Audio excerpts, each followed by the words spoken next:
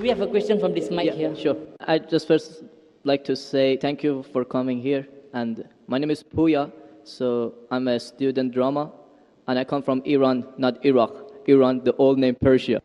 So I come from a religious family. My family are Muslim. But I was born as a Muslim. But I didn't want to born as a Muslim because, so as a family I born. But still I haven't accepted Islam because of some certain points. My main question was about the time, like ancient time, back to the 1,000 years ago, when the time the Islam come to my country and we became a Muslim.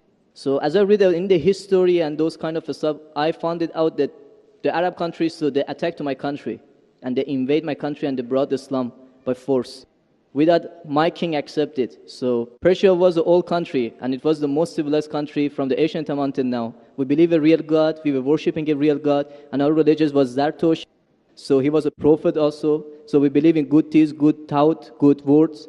So even Cyrus the Great, he was the king of the world, and he was doing a lot of good things. Even some people, they was confused that they called him Masih. He was doing many good things, but he was never said, I'm a prophet, I'm a God. But even though that king, when he attacked the other country, he never killed a civilian, he never raped a woman, and he never made them to change the religion. Even somebody was worshipping a cow, he respect for them, even though he was worshipping a real God. He could make them to worship also same as what is worshipping. But in the Islam way, if you're going to promote your religion, doesn't mean that you have to force it to somebody else or you have to make them to accept that religion. Because, human being means freedom. So anyone, they should have a right, human rights. So maybe those people, they didn't want that religion. So why they have to attack and, to bring it by force? That was the main question that make my heart a bit, to make me to my belief go down. So. Brother, are you Parsi? Pardon? Yeah, I'm from Fars. Are you a Parsi? You mean Farsi? Are you a Parsi? Are you a Zoroastrian? No, I'm not following any religion. You don't belong to any religion? I don't believe. But you said your parents were? My parents are Muslim, but because of this confusion and stuff, I never try to follow the religion. I just believe in real God and doing the good things. So you believe in real God and good things. What are the good things? Where do you get the good things from? Good things like I don't harm the others. Whatever I'm doing, not try to harm the others. That's the first thing. As much as you can do the good things, even helping the others, and believe in the real God, not worshipping a stone or leaf or whatever. And I believe God is single. So, but I didn't. So you have your own philosophy. So you want to bring a new religion. I'm not going to make any religion. I'm just following my brain because as I know, God gave us a brain. So I didn't make my mind busy by following the books. I always, when I was 10 years old, was just thinking until now even. So I tried to follow thinking, he's saying, God as long as not a stone. Who told you stone is not a God? Anyway, I'll answer your basic question. Your basic question is that Muslims came to Persia and they conquered and they forced people to accept Islam. So no one should force at all. I agree with you. Point to be noted is that today the media promotes that Islam was spread by the sword.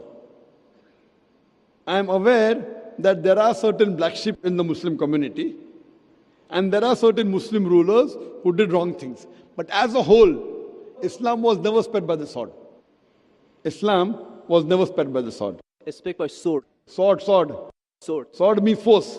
Force, yeah. Like you said, now Muslims came and conquered Persia, etc. You see everywhere it's happening. There are wars taking place. But in Islam, it's clearly mentioned in Surah Baqarah, chapter 2, verse number 256. La ikraha fid deen. There's no compulsion in religion. Truth stands out clear from error. What we see today, if we analyze, that we Muslims, we were the lord of the Arab lands for more than 1400 years. For the past 1400 years, the Muslims were the lord of the Arab lands. For a few years, the Britishers came. For a few years, the French came. But overall, the Muslims were the rulers of the Arab land. Yet today, there are more than 9 million Christians who are Coptic Christians. That means they're Christians since generation. If the Muslims wanted, they could have forced each and every non-Muslim to accept Islam at the point of the sword in the Arab land. These more than 9 million Coptic Christians, they are giving shahada. They are bearing witness that Islam was spread by the sword. We Muslims, we ruled India for more than 1,000 years. We ruled India for more than 1,000 years. If we wanted, we could have forced every non-Muslim Indian to accept Islam at the point of the sword. Today, more than 80% of the Indians are non-Muslims. These more than 80% non-Muslim Indians, they are giving shahada, they are bearing witness that Islam was spread by the sword. Which Muslim army has come to Indonesia? Indonesia today has the largest number of Muslims in any country, more than 200 million Muslims. In Malaysia, more than 55% of the citizens of Malaysia are Muslim. I am asking you, which Muslim army came to Malaysia? Your country, which Muslim army came? Which Muslim army went to the east coast of Africa? It was the business, it was the traders. When they came here, people accepted this religion. It is the media hype which talks about Islam was spread by the sword. Yes, there were a few people. There were a few black sheep of the Muslim community. Brother, you asked the question, you're listening or you're raising the hand? Okay, sure. You asked the question, you gave the background, I listened to it, and now you want to raise your hand. I have not completed my answer. Okay, sure. Continue. If you ask the question, you should think. Because if you're thinking something, I'm a doctor. If you're thinking, that means you won't hear my answer. If I ask you to repeat, you won't be able to repeat 25%. So when you listen, you should give attention. I'm a doctor.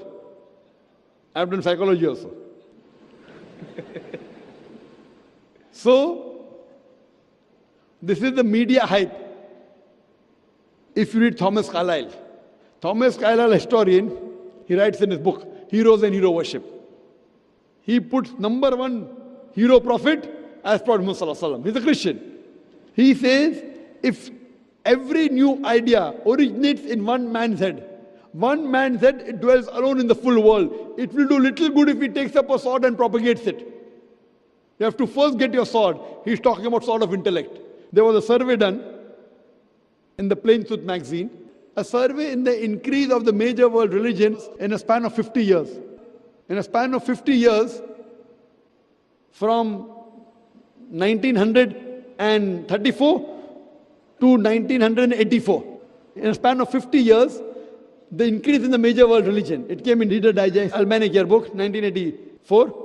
Number one maximum increase in religion, it's Islam, 235%. Christianity, only 47%. I am asking you, which war took place between 1934 and 1984, which forced the non-Muslim to accept Islam? Which war? Which war? Today, leave aside the past. Today, the fastest growing religion in America is Islam. The fastest growing religion in Europe is Islam. I am asking you, who's forcing the Americans to accept Islam? Who's forcing the Europeans to accept Islam? You were not there born. Were you present in the past? Arabs came to my land and forced. Where were you present? This is history. Many things in history is false. So that's what? Okay. A very famous historian, Dilese O'Leary, he writes in the book, Islam at the Crossroad, page number 8. He says, history makes it clear. History makes it clear that the legend of fanatical Muslims sweeping across the world, forcing Islam at the point of the sword, is the most fantastic, absurd myth that historians ever repeated. Who says that? Dilese O'Leary. History makes it clear that the legend of fanatical Muslims forcing Islam at the point of the sword over conquered races is the most fantastic, absurd myth that historians ever repeated. This is just in the media today. Muslim terrorist, Muslim terrorist. I am asking you, did any Muslim attack you in this country? No, never. But the media says Muslims are terrorists. Yeah, media is just nonsense. Yes, same way your history is also nonsense. When media is nonsense, the history is also nonsense. Some is correct, some is wrong. That's the reason, if you hear the answer, I would like to end my answer with the quotation of Dr. Adam Pearson. Dr. Adam Pearson says that people who worry that one day nuclear weaponry will fall in the hands of the Arabs, they fail to realize that the Islamic bomb has already been dropped. The bomb of peace. It fell the day Prophet Muhammad, peace be upon him, was born. Good. Thank you, doctor, for your answer. But the point is, I didn't get the right answer because that's not media. That's history. And history is not something that can be written the false way. Because if it be written the false way, it can be changed. But that was the true history in all over the world and is written everywhere. Brother, did you hear my quotation of Dilese O'Leary? Can you repeat it? Repeat what? Repeat Dilese O'Leary's quotation. I said it twice, not once, twice. Most of my answer was once. I said twice. Now repeat it. Repeat at least 50%. So what's the point of repeating that word? I want to know whether it went into your head or not. No, because that's what is in my head that is a history first thing. I am asking you, can you repeat the statement, the answer which I gave earlier? If you cannot repeat, that means it's useless me repeating the answer. You're not listening to me. You're thinking something. No, I'm listening to you. You're Can saying you repeat? that is made, that is can false, you that's the repeat history. the statement of Deleuze O'Leary, a very famous historian? No, I can't. I'm saying it for third time. Listen to it and go behind the queue. Deleuze O'Leary says that history makes it clear the legend of fanatical Muslims forcing Islam at the point of the sword over conquered races is the most fantastic, absurd myth that historians have ever repeated. Deleuze O'Leary says history has been telling falsehood, and you're saying history, I believe in history. Deleuze O'Leary is saying that what history says that Muslims are forcing Islam at the point of the sword is the most fantastic myth that historians have repeated. So you have got influenced by the myth. So now think it's a myth and forget it and believe in the fact. The fact is you read the Quran, and inshallah I want you to revert to Islam. Revert back to the religion of your parents, inshallah. Okay. Okay, thank you. Thank you. In the unseen, and the unseen we only know through the Quran and the Sunnah. No person can know the unseen in its entirety except through the Quran and Sunnah. And we have Allah subhanahu wa ta'ala who has been very merciful to us to tell us what is happening in the unseen. Belief in the unseen is a very fundamental characteristic of a Muslim. And that's why at the very beginning of the Quran, in Surah Al-Baqarah, just after the opening Surah Al-Fatiha, the opening chapter, Allah subhanahu wa ta'ala describes the successful people.